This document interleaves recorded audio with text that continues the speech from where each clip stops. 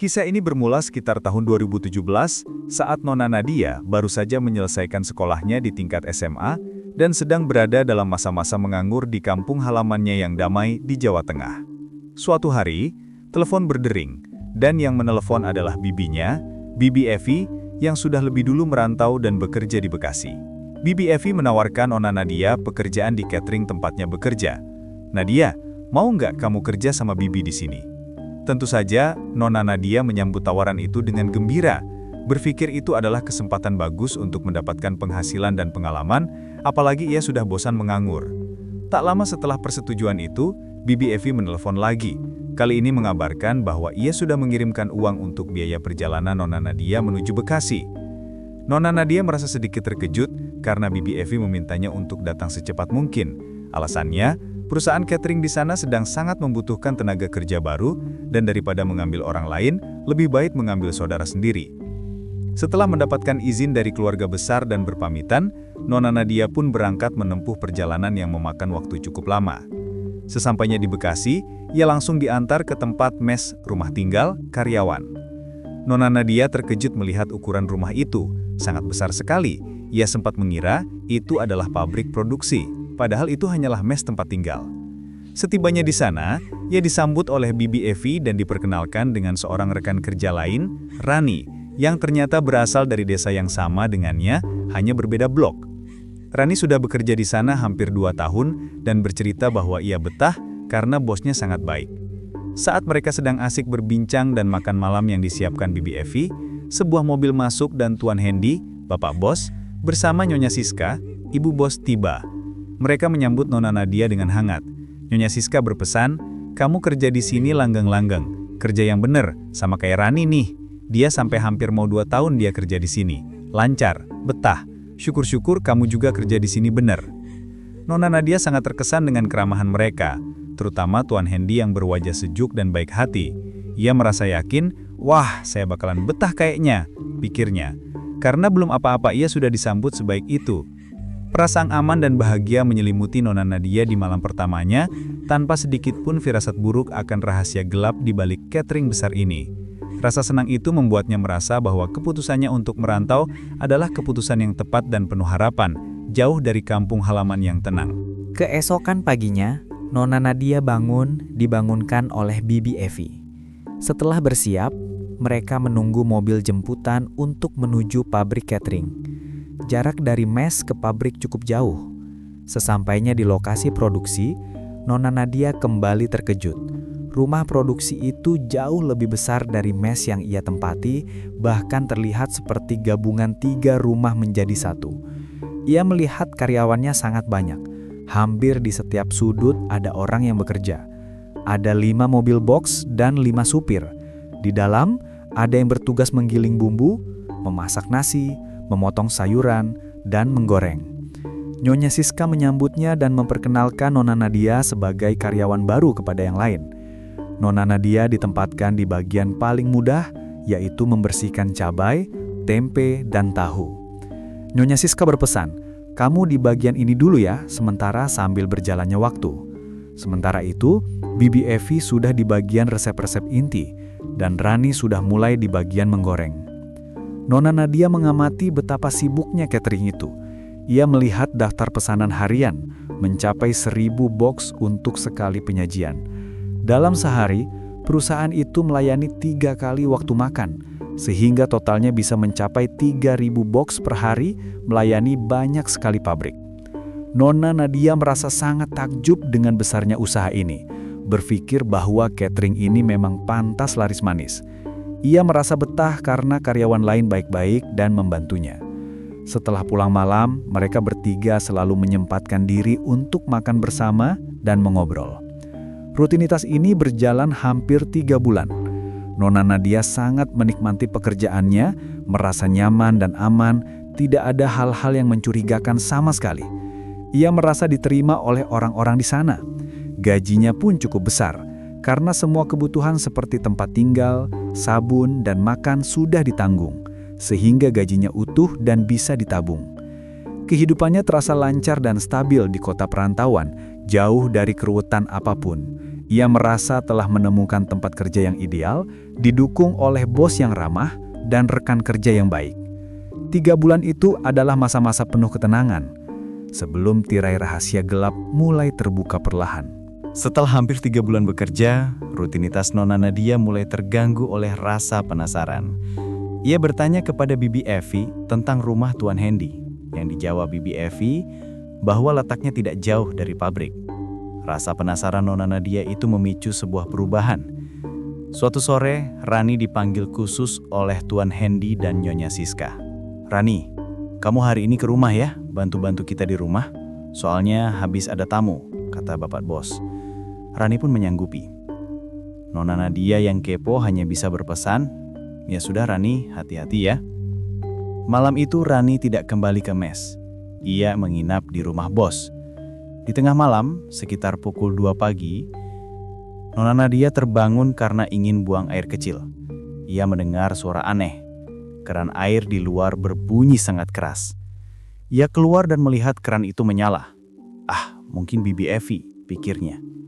Ia mematikan keran itu, lalu kembali ke kamar mandi. Namun tak lama kemudian suara keran air itu kembali terdengar, menyala lagi. "Loh, kok keran nyala lagi?" Ia pun keluar lagi dan mematikan keran air itu. Kali ini dari pusatnya di dapur, berpikir mungkin kerannya rusak. Kejadian aneh ini membuatnya sedikit waspada. Keesokan paginya, Bibi Evi bertanya, "Kok keran mati ya?" Nona Nadia menjelaskan bahwa ia mematikannya karena keran itu menyala sendiri 2 kali, seolah-olah ada yang mengotak-atiknya. Bibi Evi pun merasa aneh. "Ih, sejak kapan keran gak pernah rusak ya?" Nona Nadia mulai merasa tidak nyaman. Di tempat kerja, saat bertemu, Nona Nadia melihat wajah Rani terlihat sangat pucat dan kelelahan, seperti orang yang sangat kecapean. Nona Nadia bertanya, "Rani, capek ya habis bantuin rumah bapak bos?" Rani hanya menjawab, "Iya," dengan nada yang datar, tidak ceria seperti biasanya. Padahal biasanya Rani akan menjawab dengan antusias, "Iya, capek banget." Perubahan pada Rani ini membuat Nona Nadia semakin penasaran dan bertanya-tanya apa yang sebenarnya terjadi di rumah Tuan Hendy dan Nyonya Siska. Perubahan pada Rani semakin jelas dan mengkhawatirkan. Pada perjalanan pulang di mobil jemputan, Nona Nadia yang masih penasaran terus bertanya, "Rani, rumah Papa Bos gimana sih? Saya penasaran." Rani hanya menjawab singkat dan datar, "Ya, sama kayak Mes Cita." Ia tidak mau bercerita lebih lanjut. Setibanya di mes, Rani langsung masuk ke kamar, tidak ikut makan malam bersama Bibi Evi dan Nona Nadia seperti yang selalu mereka lakukan. Bibi Evi menyarankan Nona Nadia, "Sudah, jangan diganggu, barangkali habis capek." Nona Nadia hanya bisa mengangguk, tetapi ia merasa ada yang salah. Malam itu, saat Nona Nadia hendak ke kamar mandi, ia mendengar suara tangisan dan rintihan wanita dari kamar Rani. Ia mendekat ke pintu, menyimak baik-baik. Ia yakin 100% itu bukan suara Rani. Suara tangisan itu terdengar melengking seperti suara perempuan cempreng, berbeda jauh dengan suara Rani yang lebih ngebas. Nona Nadia ingin mengetuk pintu, tetapi ia takut. Setelah ia kembali dari kamar mandi, suara itu sudah hilang. Keesokan paginya, Nona Nadia memberanikan diri bertanya, "Rani, semalam kenapa nangis?" Rani menjawab, "Enggak, saya nggak nangis." Bibi Evi langsung menepak Nona Nadia. "Kamu tuh nggak boleh ikut-ikut campur masalah orang, barangkali ada apa-apa." Nona Nadia pun meminta maaf. Namun ia melihat wajah Rani tetap lesu, seperti ada tekanan batin yang sangat berat. Nona Rani yang biasanya ceria, kini menjadi pendiam seperti orang tertekan. Rani terus-menerus menolak untuk makan bersama. "Saya udah makan tadi di sana," katanya. Padahal Nona Nadia tahu Rani belum makan. Hari-hari berlalu dengan rutinitas kerja, tetapi Rani tetap tidak mau makan bareng. Nona Nadia dan Bibi Evi mulai merasa cemas dengan kondisi Rani yang semakin aneh. Gangguan aneh di mes semakin menjadi-jadi, bersamaan dengan kondisi Rani yang terus menurun. Suatu malam, Nona Nadia mendengar suara keras seperti mangga jatuh, yang kemudian berubah menjadi suara langkah kaki yang berat dan teratur di atas plafon. Duk, duk, duk. Suara itu sangat kencang. Nona Nadia ketakutan dan lari ke kamar Bibi Evi. Bi, dengar gak Bi? Ada suara orang jalan di plafon." Bibi Evi lagi-lagi menganggap Nona Nadia berhalusinasi, menuduhnya terlalu sering menonton film horor. Malam itu, Nona Nadia tidur di kamar Bibi Evi karena sangat takut. Paginya, Nona Nadia melihat kondisi Rani sudah mulai linglung. Rani biasanya bangun subuh untuk sholat, tetapi kali ini ia malah bertanya, "Ini asar ya? Ini asar ya?" Meskipun otaknya sudah kacau, anehnya saat sampai di tempat kerja, Rani masih bisa bekerja dengan benar. Mereka sempat berdiskusi bertiga tentang rencana mengambil cuti liburan selama 3 hari ke Jakarta atau Tangerang. Rencana itu disetujui oleh Nyonya Siska, dan mereka senang karena sudah lama bekerja tanpa libur. Namun saat hari libur tiba, Rani tiba-tiba demam tinggi. Rencana liburan mereka pun gagal total. Selama 3 hari libur itu, Rani terus demam dan perilakunya semakin aneh seperti orang kesurupan. Ia meracau dan berteriak, "Gak mau, aku gak mau ikut, jangan bawa saya." Nona Nadia dan Bibi Evi hanya bisa memberinya obat warung dan menganggapnya sebagai igawan karena demam tinggi. Mereka berusaha merawatnya dengan segala cara yang mereka tahu, berharap Rani segera pulih dan keganjilan ini segera berakhir, tetapi situasinya malah memburuk. Kondisi Rani semakin mengkhawatirkan. Selama ia sakit, Nona Nadia merasakan kehadiran makhluk lain. Saat mereka berdua menonton TV, Nona Nadia merasa seperti ada makhluk yang berdesis tepat di telinganya, seolah-olah bernafas. Ia langsung menoleh ke kanan, tidak ada siapa-siapa. Lalu ia melihat Rani. Rani sedang menatapnya, seolah-olah Rani juga merasakan hal yang sama. Malam-malam berikutnya, demam Rani selalu naik tinggi, dan ia terus meracau, "Gak mau." Setelah 3 hari libur usai, Nona Nadia dan Bibi Evi kembali bekerja, meninggalkan Rani di mes. Bibi Evi berjanji akan menyampaikan kondisi Rani kepada Bapak Bos. Sorenya, Tuan Hendy dan Nyonya Siska menyarankan agar Rani dibawa ke dokter. Malam itu, mereka membawa Rani ke dokter. Ajaibnya, saat sampai di dokter, panas Rani langsung turun. Dokter menyatakan Rani sehat, hanya memberinya obat penurun panas dan vitamin. Namun saat mereka dalam perjalanan pulang ke mes, demam Rani kembali naik. "Ya ampun, gimana ini Bi?" kata Nona Nadia panik. Rani yang ketakutan memohon, Mbak Nadia, kita tidur bertiga yuk di sini. Saya takut di bawah." Nona Nadia dan Bibi Evi semakin yakin bahwa Rani sedang kesurupan. Mereka tidak tahu harus berbuat apa selain mencoba menenangkan Rani. Keesokan paginya, Bibi Evi menelpon Bapak Bos meminta izin untuk tidak bekerja karena Rani sakit parah dan kesurupan. Tuan Hendy mengizinkan mereka untuk cuti.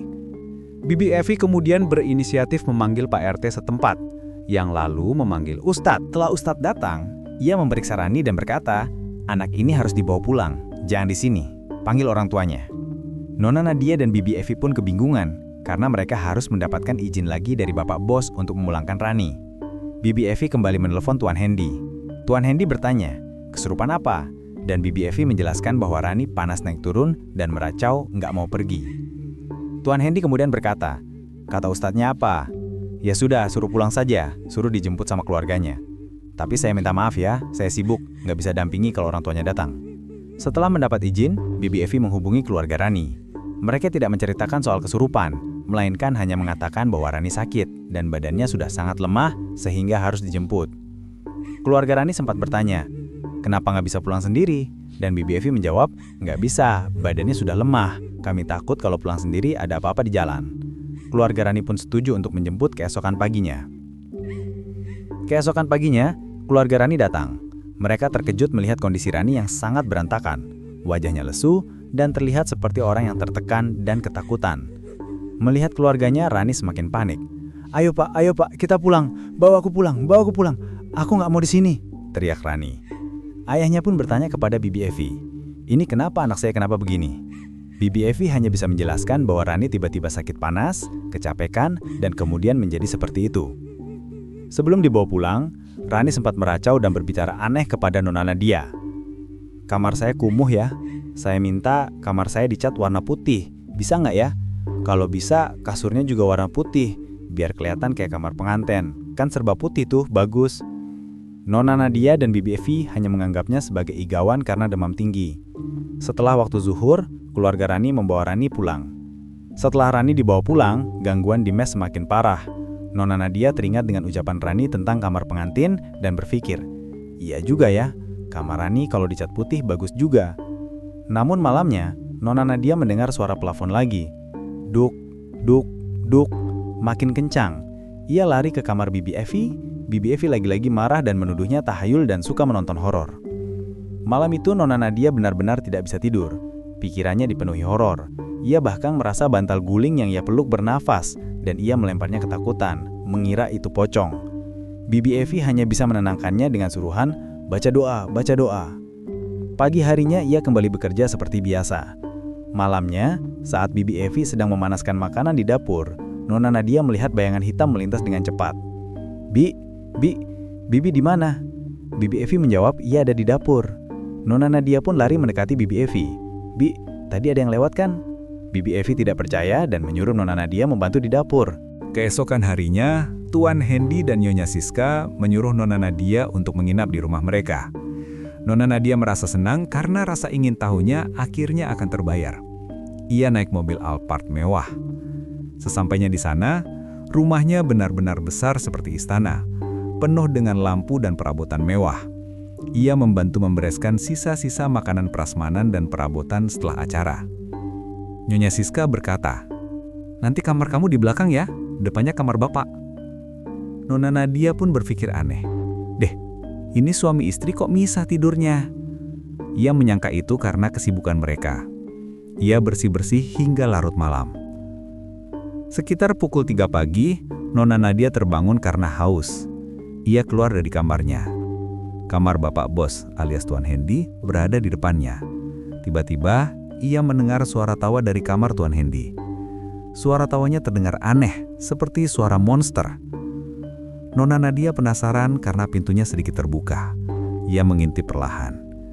Apa yang ia lihat membuatnya remas. Di dalam kamar yang penuh dengan bau menyan, minyak-minyak mistis, dan dupa-dupa itu, ia melihat dua sosok makhluk.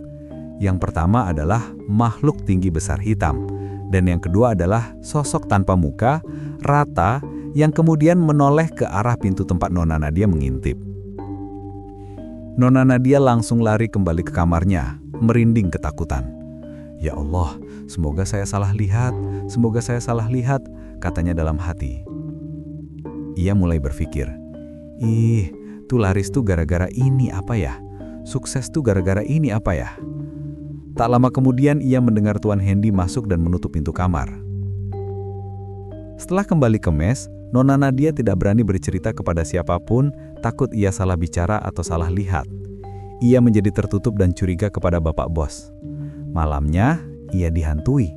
Saat ia membuka kulkas untuk minum, ia merasa sosok tanpa muka yang ia lihat di kamar bos berbisik di telinganya.